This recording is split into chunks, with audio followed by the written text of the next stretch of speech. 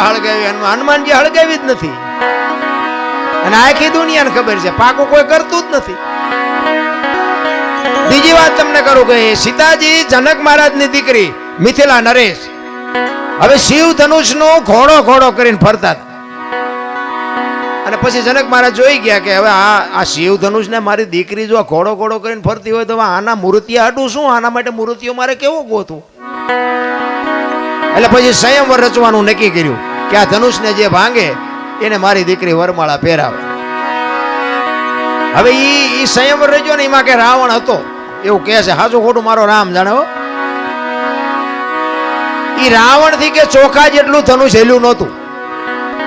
હવે એનેથી ચોખા જેટલું ધનુષ નું હેલ્યું તો વનમાંથી સીતાજીને આખે આખા ઉપાડી ગયો. આનું શું કારણ?